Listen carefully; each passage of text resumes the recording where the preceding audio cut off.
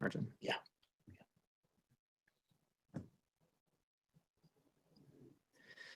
Welcome, everyone. Thank you for joining us. My name is Scott Alexander.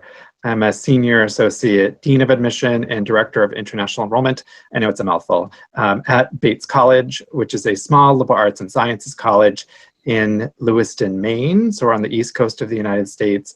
We have around 2,000 students, considered one of those highly selective small liberal arts colleges. I'm joined by some fabulous colleagues, so I'm going to let them introduce themselves as well. My name's Lisa. I am an assistant dean at Swarthmore College, a small liberal arts college in Swarthmore, Pennsylvania, which is located just outside of Philadelphia, PA. Swarthmore College is liberal arts and engineering, so we do have a 4-year engineering program. And we are about 1,600 students, so we're a little bit smaller than Bates, but we all share a lot of common traits. Adam? Thank you. My name is Adam Sapp. I'm the Director of Admission at Pomona College. I haven't figured out how to make my background as nice and fancy as Lisa with the Arboretum view there, but I am communicating to you from Los Angeles, California. Pomona College is located in the town of Claremont. We are about 1,600 students, about the same size as Swarthmore, a comprehensive 4-year liberal arts college, highly residential, of course, located about 35 miles east of Los Angeles. We are also part of the Claremont Colleges, which I might talk about a little bit later, but we are a collection of 5 institutions in Southern California that form the Claremont College Consortium. So for our session, we are going to chat with each other. I have to say, we don't often these days have time to connect with our colleagues. Usually we're used to seeing them on our travels, on the road. We don't get that opportunity. So I'm really excited to chat with 2 other institutions to discuss topics of admission, how we're thinking about admission, how we're thinking about helping students through their college search in this new world. One big takeaway is just to realize that this is a worldwide pandemic, right? It's just not affecting you or your family or your community or your school, right? Everyone is impacted by this. And one of the beauties of our process that we'll dig in a little bit deeper on later is that we all practice holistic admission. So we contextualize applications. So that's what we'll do. But what we thought we'd start off with is just how to think about a college search in a pandemic world. So Adam, I'm just curious, how have you and your team at Pomona pivoted to recruiting virtually since in-person just is not possible?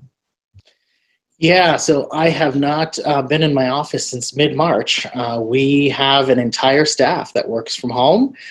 We have many virtual options, and I think one of the things that we have learned is that you have lots of possibilities, lots of new options that are open to you if you can fully embrace the virtual world. It is unfortunate, students do still want to visit. I do still get emails asking if campus is open, asking if we can do real tours, but the answer is no, campus is closed, and we have a fully online admissions office. And we have virtual information sessions. We have moved into the Instagram space to do quite a lot of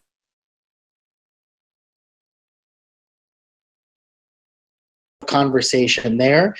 We've also created monthly Saturday programs that have topics. And so if you want to learn more about how to apply to a school without seeing it, if you want to learn more about activism and progressive education at Pomona, if you want to learn more about just the application process broadly, we have topically focused monthly programs. We have utilized our students as ambassadors, virtual ambassadors, in all sorts of ways. And I would say, the biggest thing I think that I've learned, and Scott, you mentioned this in the beginning, we're all in this together. And so we have partnered a lot more. We do a lot more with other organizations. And I think that's been kind of nice. That's been one of the positive outcomes of having to pivot, is that I think there's actually more programming available for students at the end of the day. Lisa, are you doing anything different at Swarthmore that might be different than what Pomona's up to? I mean, I think most of, the general information sessions, all of that is very similar. I think, like Adam said, one of the benefits of what's happening right now is that students who maybe previously couldn't visit us are now able to interact with current students, interact with the admissions officers. So, like Pomona, we are having what we call virtual tours, which is probably a misnomer because we're not actually going around campus. But our current students are there to answer questions about life at Swarthmore, as well as they talk about topics that are important to them. So it's a way for high school students to really connect with what is important to Swarthmore students at the moment. And honestly, each student has a different theme. So if you want to do one or two or even more virtual tours, there's nothing stopping you really, which is, I think, the benefit of this virtual world, in that you can get maybe even a better understanding of what the college is like, because there's really no limit in what you can participate in. That's one thing we've been talking about amongst our staff at Bates, is how there's really a behavior shift we're seeing in prospective students, where historically they may have, just done a general tour, general feel, like I'm going to apply to this school.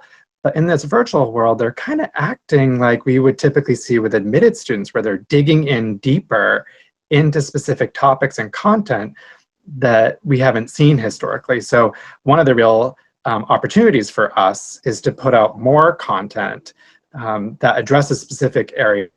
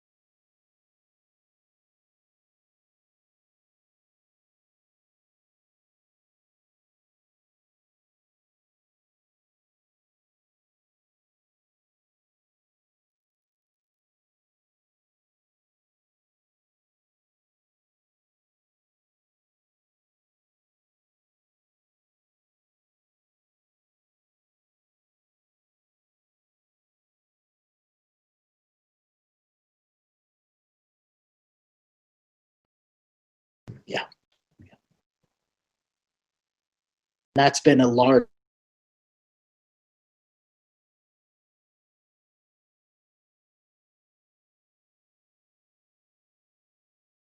SAT optional. NACAC has been really important in this space. NACAC is the National Association of College Admission Counseling here in the United States.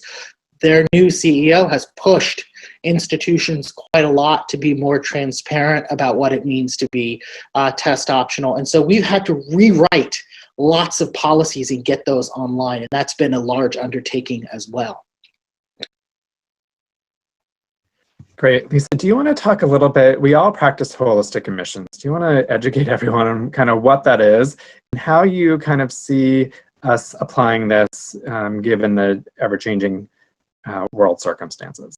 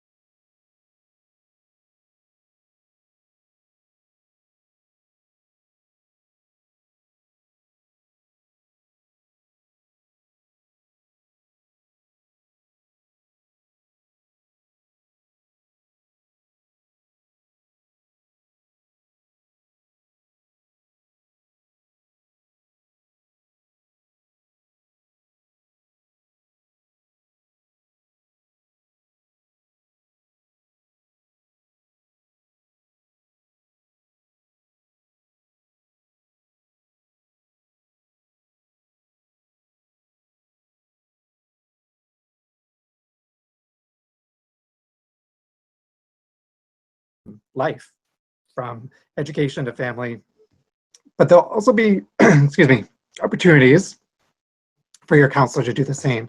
Adam, any advice you'd give for schools as they think about commenting on how the pandemic has impacted their community? Adam, you're muted. I'm just gonna. There we go. Definitely, that's an incredible question.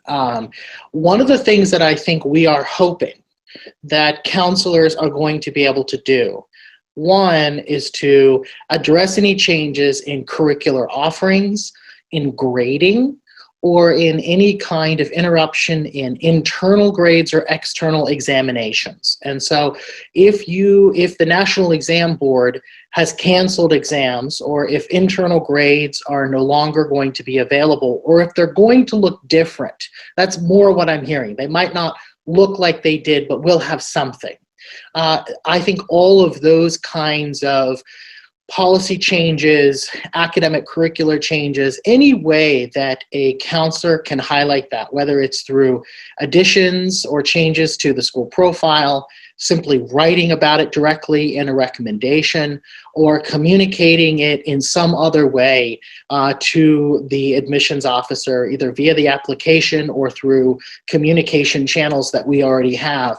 Those things are going to be critical because we're really going to want to understand how has your context changed so that we can review your students in the proper context. One other thing I would add is, go for it, Lisa. Yeah, I would just reiterate, also as institutions, we're very aware of how some things like the IGCSE and some of the predicted grades are currently in a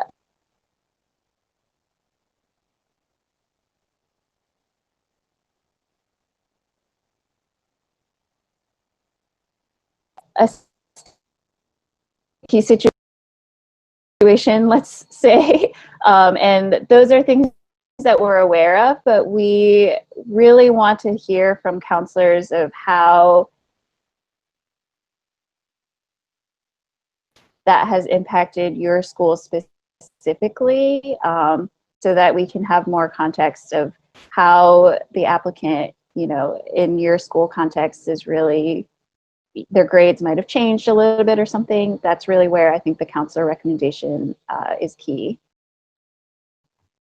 And that's the point I was going to make as well. So as part of our training, we are attending a lot of webinars from external testing organizations. So we've all attended Cambridge webinars and EdExcel and International Baccalaureate Organization, College Board about the APs. We're attending all of these, so we are familiar with how they are scoring things maybe a little bit differently this year, so we can make informed decisions when we go to review your application. That's part of our training. Lisa, I know Adam talked a little bit about how Pomona is looking at test optional. Do you want to talk a little bit about how Swarthmore is looking at standardized testing this coming year? Yeah, so Swarthmore has made the decision to be test optional for the next 2 academic cycles because we want to be able to see the long-term effects of it a little bit better. So what that means is that if you decide, so you have a section on the application on the Common App or whatever app you're using, you can tell us that you do not want your test scores to be reviewed, and it will be suppressed on the back end before the admissions officers see those test scores. So it's not like if it's on your transcript, we'll try to suppress, or we will go in and suppress those grades. We'll wipe them out so that the admissions counselors don't see them if you do not want us to review them. So that's the case for SAT and ACT, as well as AP test scores. We are also test blind for SAT subject tests because we know that there's been a lot of issues around that as well. So we do not consider SAT subject tests at all when you apply to Swarthmore next year. So that's how we've really tried to address the concerns that some students have around testing and moving towards a test optional space.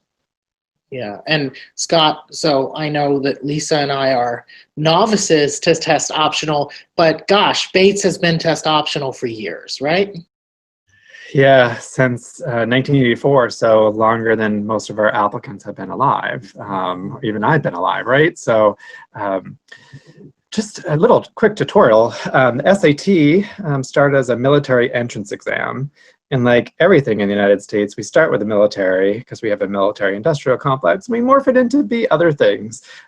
So back in the 80s, the Bates faculty decided it wasn't predictive of a student's ability to be successful in college or in life. Now, as research has kind of piled up over the decades, we know that your standardized testing often tells us more about your race, your class, and your gender. A lot of privilege, right, based on whether you can take SAT prep classes. Some of this particular audience, right, you are not Americans studying at American schools, so why should we ask you to take an American test, right? So there's a lot of that. So at Bates, you do have the option of submitting your testing if you want. And about 2/3 of our applicants do, about 1/3 don't. We expect that to be higher this year just because you physically can't take the test.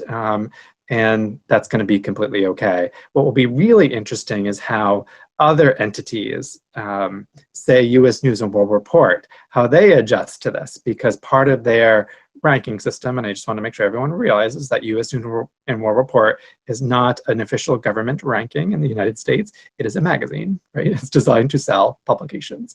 How they are going to factor this in when some of us won't have significant number of test takers to actually statistically create averages in middle 50%. I'll be curious to see how that impacts some of our outside evaluators of institutions. So other changes that you've made to your admissions process, like one thing that we've changed at Bates this coming year is we have moved away from doing evaluative interviews to informational interviews. So at Bates, historically, you would have maybe a half an hour conversation with either a current student admissions officer or alumni, and they would write a critique about your conversation. It would go to be part of your admission decision.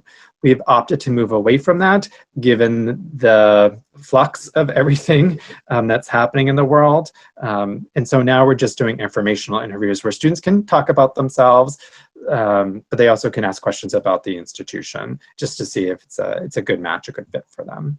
Any changes, other changes that you're foreseeing in your admissions processes? I mean, the one that comes to mind for me is we've moved back all of our deadlines, and so early decision was moved back 2 weeks. Regular decision and early decision 2 was moved back 1 week or 8 or 9 days to give students an extra week and a weekend. We think those changes will make a lot of sense. We hope they will be more accommodating for students, but other institutions in the US some have eliminated their early programs. Some have moved the dates back much more than a week or 2. So I do think that this is a bigger trend and we are responding to students, but each institution seems to have made, lots of highly selectives have gone this route of moving deadlines. At Swarthmore, we haven't made the decision to move deadlines. We are sticking to our similar early decision deadlines and regular decision deadlines. I think in the case of interviews, we have expanded the ability of students, especially international students, to do those kinds of informational interviews. So we understand that we don't always have the capacity to do those with current students or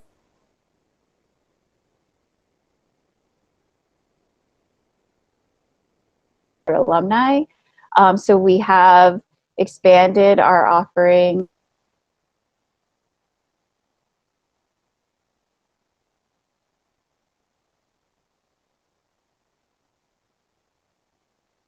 of or acceptance of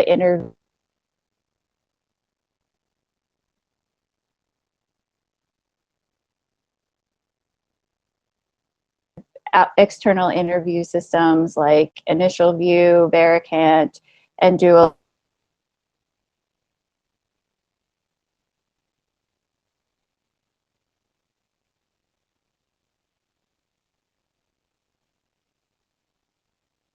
Now those are paid services, so obviously there is questions of whether or not the payment is doable for an applicant, but there are application waivers for those interview systems, and we do have those for students. So if students are interested in doing an external interview with one of those companies, they should definitely contact us for a fee waiver if they need one. And we want to make that accessible to students so that they can let us know a little bit more about themselves. One of the takeaways that I've been getting from my interactions with prospective students, their families, counselors, is that students just want to know where they stand in our admissions process, right? They can look at historical data and make decisions whether they would be a competitive candidate, but in an era where standardized testing, right, isn't going to be as prevalent, grades, right? We know the transcript is always the most important part of the application, the rigor of curriculum, right? All of that's really important. But in certain curriculum, right, they focus on external exams as a indicator of performance rather than day to day like we would do in the United States. So any advice you'd give students to help them figure like, where do they stand in your admissions process? And I don't think we all have the answer to this one yet. So I'm asking a leading question, I know.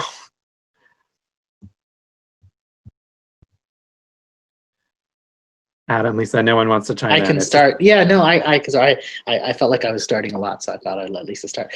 I think, my gut reaction to the question is that who we're looking for hasn't changed. And so where you stand is in the same place relative to the fit and the match that you are finding as you conduct your research. And so I think though there is a lot that's sort of swirling around us, the center of the student body at Pomona College, we're not looking for something too different than what we were looking for in previous years.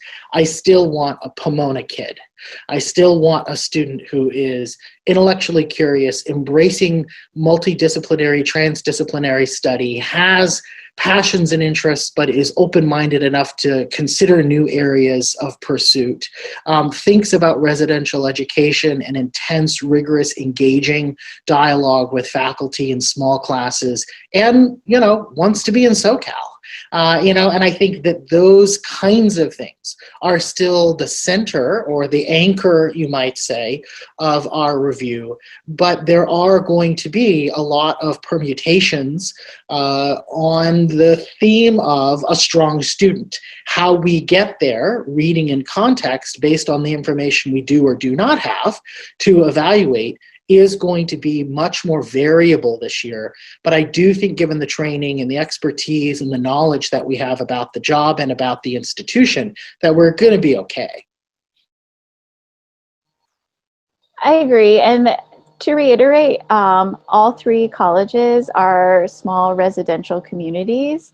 So we are definitely looking for people who will lift our community up in certain ways. And so that isn't always through their academics. In fact, a lot of times we see that in other places. So really, I think the biggest piece of advice that I've given to students pre-COVID and even now is to really think about the fit of you towards Swarthmore or towards Pomona or towards Bate, and really talk about how you would fit into that community and what about our communities are really important to you and what makes us really attractive to you. Obviously, that is just a portion of your application, but I always caution students against being so hyper-focused on their test scores and their grades and all of that, because once again, as a holistic review, that is one part. It's an important part, but we are also looking at other parts of your application as well. One point I like to reiterate with students is our admission decision reflects more on us than it does on you, right? We're making admission decisions for our institutions, right? Pomona is making decisions for Pomona's. Swarthmore is making decisions for Swarthmore. Bates is making decisions for Bates. So you might be a competitive candidate for all of us, but you might have different admission decisions based on that institution. And just realize that we each have institutional priorities, institutional needs that come into how we construct our communities, and that these realities might be impacted this year, right? So there's a lot of chatter about more deferral requests this year than in previous years. So then it's going to make it more difficult for the incoming class. Now that's just chatter right now. I think each one of us, depending on our reopening plans, has a different number of deferral requests. So at Bates, we just have a dozen more, just 12 more students than we typically would have. And that's not going to significantly impact the spots we have for this upcoming, the next class, right? So that won't be a big impact. We actually might have more mid-year transfer students than we typically would have had in previous years. We probably will see, like we talked about before, a little bit more stealth applications. And in general, we might have actually less applications. As we think about the upcoming election in the United States, current administration's current policies or perception of their policies for being welcoming of international students, the fact that the US really, it's a state-by-state reaction to how to handle the pandemic, right? All of that may impact how many applications we see from international students. And that might impact our selectivity, right? If we see a huge decrease, right, there might be less competition this year. So there are a lot of unknowns, and I hope our conversation today humanized us as admissions officers, right? We're people just like you. We're navigating this pandemic. We're making the most educated choices we can with the facts that are presented to us. And like, Adam and Lisa mentioned before, transparency is a really big thing. Connect with us. We're happy to answer questions as best we can. We don't always have the answers right now. Adam, Lisa, are there any other words of advice, tips you'd give students as we end the session? Yeah, I mean, just to piggyback off of what you had just said, I think the thing that a lot of people focus on are things that they can't control themselves, and especially with college applicants. So these questions about deferrals, like this year's deferrals for next year, or how many students are going to apply next year, those are all things that are out of an applicant's control. It's also out of our control in many ways, and those are things that we don't know. So spiraling into questions like this and worrying so much about those things are just, it's not healthy, and it's not something that we recommend that students do.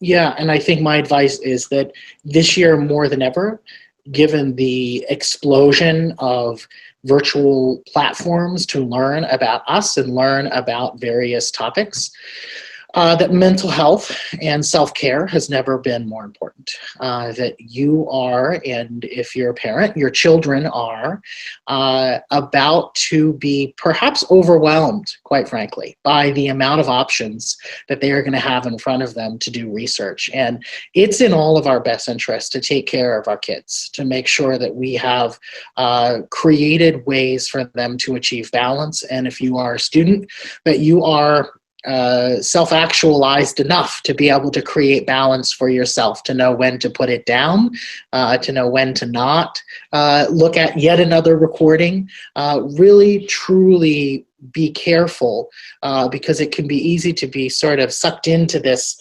vortex of information, and then you really, truly can throw your life off balance a little bit. And I think more than ever, it's been a moment, at least personally, I've seen it myself in students, but also in our staff and in my own family. You have to know when to sort of turn it off, and that's never been more true than this year. Wonderful advice. Thank you both. Thank everyone for joining us.